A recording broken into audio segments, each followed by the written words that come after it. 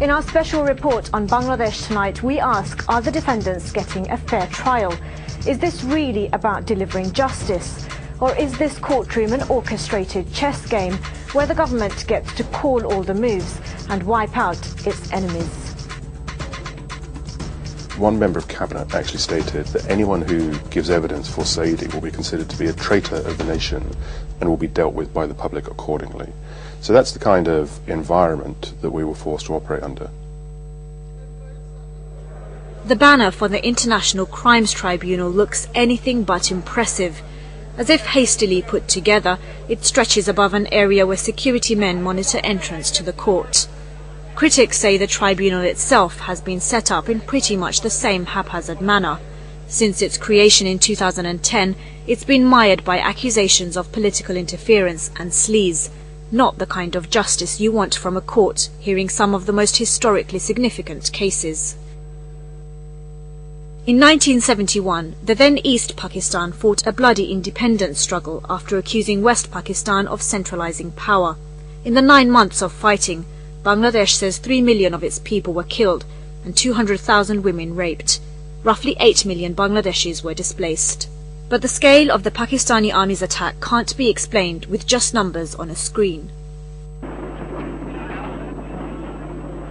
Watch it, this one's going!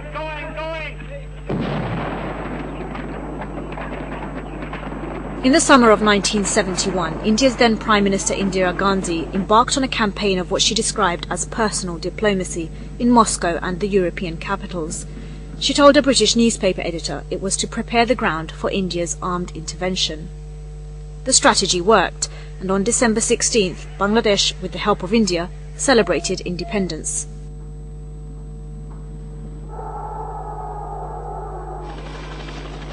The war was to deepen regional hostilities between India and Pakistan, but in 1972 the three countries signed a tripartite act known as the Simla Agreement, in which Pakistan diplomatically recognized Bangladesh and the nations laid down the principles upon which future relations were to be governed. The Simla Accord made no mention of prisoners of war, but a 1974 supplementary agreement paved the way for repatriation. Subsequently, civilians captured in East Pakistan were released, and over 90,000 Pakistani military prisoners of war returned home. Among them 195 officers accused of war crimes or genocide. These men never stood trial.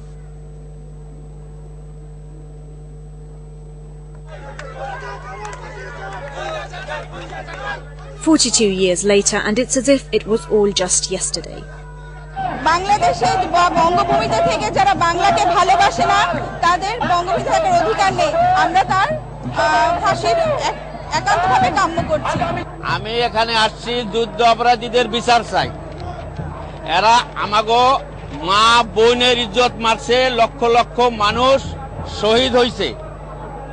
এরা আমাদের স্বাধীনতা বিরোধী, এই স্বাধীনতা অপরাধে যারা তাদের সবাইর ফাঁসি চাই। The so-called war criminals these protesters are talking about are not the Pakistani army officers who were allowed to walk free, but a group of Bangladeshi men accused of collaborating with Pakistan during the war. It's all part of the ruling party's election promise, in which Prime Minister Sheikh Hasina of the Awami League party pledged to try anyone responsible for war crimes. But opposition parties say the tribunal is a political tool which is designed to crush anyone who doesn't support the government. But unfortunately, Sheikh Hasina has taken a very rigid line. She is not listening to any side, any complaint or any sort of appeal. She is determined, and all these the tribunals, and it was prefixed. Judges, investigators, prosecutors, they had some sort of a political affiliation with Awami League, and this is what the opposition parties are complaining. Bangladesh's various political parties all accuse each other of having members who are war criminals, even the ruling Awami League party itself.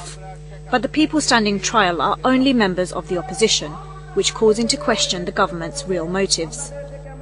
Perhaps the most shocking names are a group of conservative men who belong to Jamaat-e-Islami, the country's largest Islamist party. The group campaigned against the independence war, but denies committing any atrocities. It's a key ally of the country's largest opposition group, the Bangladesh Nationalist Party. The men at the centre of this so-called trial are household names, renowned for their knowledge of Islam and respected throughout the world's Muslim communities. They include Delwar Hussain Sayyidi, a 73-year-old scholar who joined the party in the late 70s and who's previously not been listed as a suspected war criminal. Prosecutors said Sayyidi was involved in the deaths of 3 people and that he'd led the Pakistani soldiers to kill dozens of others. They also accuse him of forcing 150 Hindus to convert to Islam. Sayyidi, who was a teacher at the time, denied all the accusations against him. Indeed, he's previously won 2 election victories in a largely Hindu area. Last month he was convicted and then sentenced to death.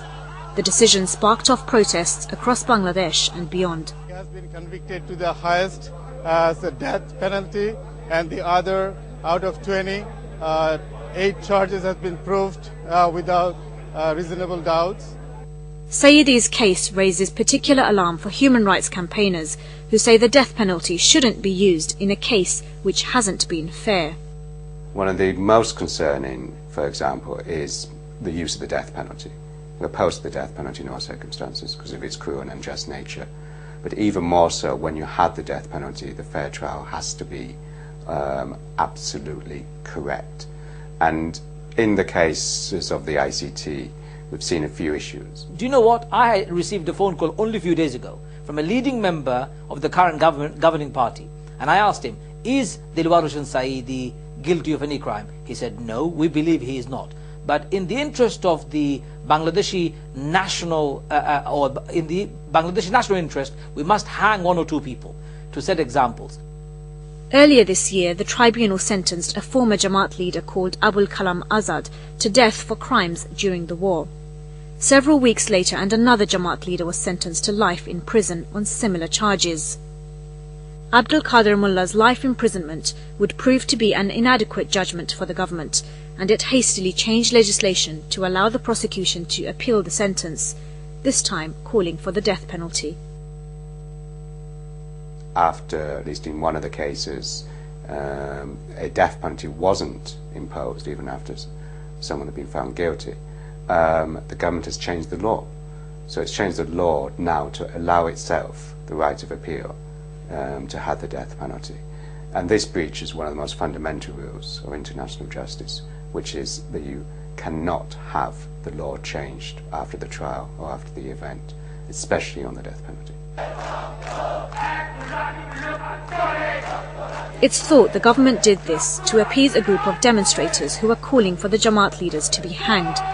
They're being called the Shahbag protesters after the area they've occupied, and they're made up of young Bangladeshis. Many were not even born at the time of independence.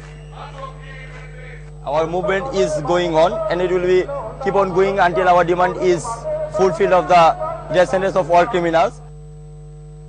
6 other top party leaders are currently on trial, including the 90-year-old former leader and founder of Jamaat-e-Islami, Ghulam Azam.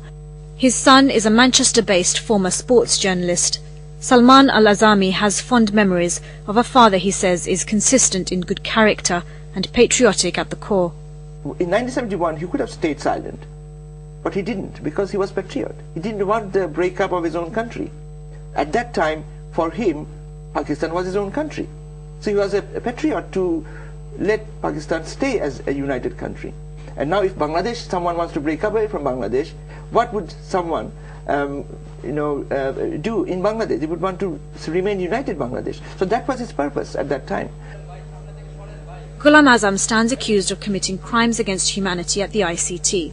He's accused of giving orders to kill, but he maintains there's no evidence to support this, as he's never held any type of military position.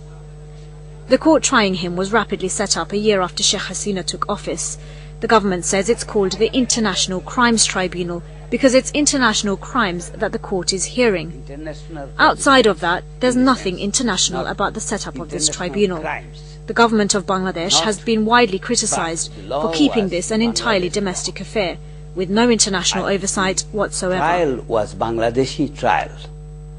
Tribunal that was formed to try them was a Bangladeshi tribunal which will take account of local crimes as well as crimes that are known as international crimes, which is mass exodus caused by mass killing of people. It's an interesting concept, but it hasn't proved to be as straightforward as that. There's nothing to prevent a country from setting up an institution such as this. Many would say that they have an obligation to do this, and they should have done this 41 years ago. Unfortunately, that didn't happen. But there is nothing international about it. There is no involvement of the United Nations, there's no involvement of the international community, no funding, no assistance. It's a specialist tribunal that falls outside of the law. It doesn't fall within the usual judicial constitutional hierarchy of Bangladesh courts. It excludes domestic law. It only applies a specialist statute that was adopted in 1973, the position that we have always advocated. Before the trials really got started, I travelled to Dhaka in August 2011, and I was denied an entrance visa. I was held at the airport for 10 hours, and I was then deported and told very clearly not to return. Now, on what basis? On the basis that I was representing war criminals. That's what I was told. Anybody who is not a member of the court cannot appear as a lawyer in that court. I go back to 1969 when Bangabandhu Sheikh Mujibur Rahman was tried by Pakistan Army for sedition. We sent a lawyer, Sir Thomas Williams, QC MP, to Bangladesh to appear on behalf of him. He was not allowed. He was allowed to advise, and he did that while he was there. As well as preventing proper legal counsel to defendants, the ICT has been accused of arbitrarily detaining suspects and denying them bail without due cause. There are also some serious allegations of torture, which both Defence Counsel and human rights campaigners say need to be addressed. I think the Jamaat leaders are being held in appalling conditions.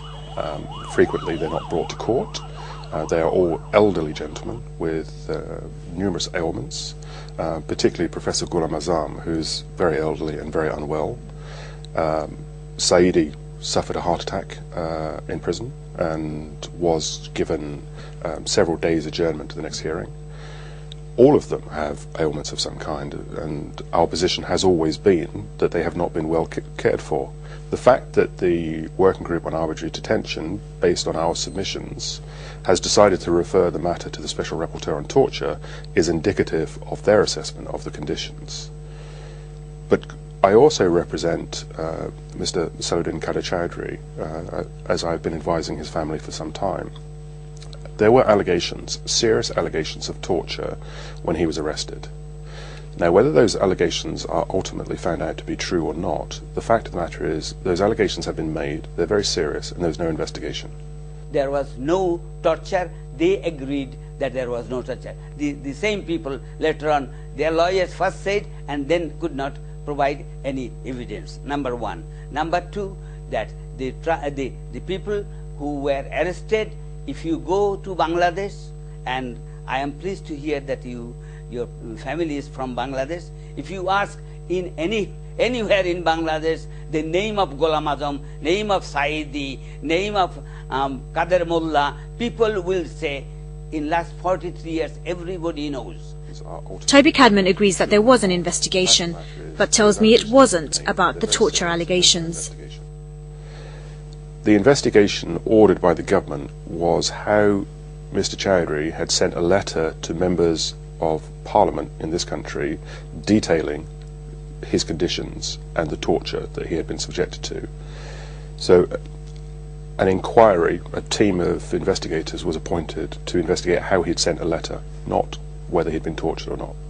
And then you have to look at whether these individuals should in fact be in custody at all. The government has always taken the position that anyone accused of these crimes has no right to bail. Now, as any lawyer will tell you, there is a presumption in favour of bail, not detention. It is not for us to prove that somebody should be released. It's for the prosecution to prove that they should not be released. Ghulam Azam and his colleagues have been imprisoned for over a year, in what Salman al-Azami says are appalling conditions. Even in Ramadan, they didn't give him food for the suhoor. They gave him food at night, which he had to keep for the suhoor. I mean, in a Muslim country. Sultan Sharif and I spoke for about an hour, but he refused to admit that there are serious concerns about the running of the tribunal. Last November, one of the key witnesses in the prosecution's case told defense lawyers he'd been forced to testify against Delwar Hussain Sayyidi. He had no idea about the chilling events that were to follow. Mr. Bali was going to give evidence to the effect that, first of all, Sayyidi was not the person who killed his brother, but also that he had been effectively told to lie by the prosecution and investigators. So we notified the tribunal that we would be calling this witness. It wasn't made common knowledge. And as the witness the following day was brought to court in the defense car, the car was stopped by security at the gates of the tribunal, and plainclothes officers took the witness, bundled him into the back of a van, and he hasn't been seen since. Not long after, and further discrepancies were exposed. In what's being dubbed Skypegate, The Economist newspaper revealed that the presiding judge had been influenced by a Bangladeshi lawyer based in Belgium. 17 hours of recorded telephone conversations and over 230 emails pointed to evidence that the two men shared confidential court details and that the man in Belgium was assisting and directing the ICT's esteemed adjudicator. The Economist newspaper made a series of revelations which exposed the trial as being a farce. It was an orchestrated political maneuver by the government of Bangladesh. It had nothing to do with justice. It has nothing to do with the judiciary. It gave clear evidence of matters of court, confidential matters of court, being discussed with those people outside of the judicial process, perhaps aligned with your party, with your government. You have asked. How can you explain this? You have this? asked 5 questions. What I am expecting, I am telling you. I'll ask you one question then. Okay. Is this a fair trial? Number if your one. government is interfering in the judicial process. All the questions you have asked are questions prepared according to my thinking, by those who want to escape this trial. This is a court which is manned by judges of High Court Division of the Supreme Court or senior judges of the country. And that's one of the problems. The judges in the ICT have been replaced a number of times after accusations of politicizing a legal matter. Certainly the Economist newspaper discovered evidence which was acknowledged of discussion, perhaps collusion between the president of the ICT and outside persons, and the president resigned.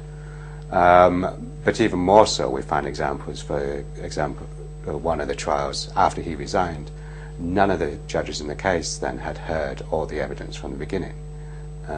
So it was impossible to have a fair trial in that case. So they should have stopped that trial and started again. Across the land, young Bangladeshis are passionately calling for Sayyidi and his colleagues to be hanged. Indeed, Sheikh Hasina herself stood up in Parliament before the verdict and called on the tribunal to take into account what the Shahbag protesters were demanding. Now that, of course, is a direct interference with the independence impartiality of the judiciary. What followed was the death sentence for Sayyidi. So they've effectively taken into account the will of the people. And of course, that is very serious. The Prime Minister is telling the country, the people and everybody that they should hear the voice of the people. I see nothing wrong in it. The change in the law that has been made was to make equality in the right to appeal by both the prosecution and the other side.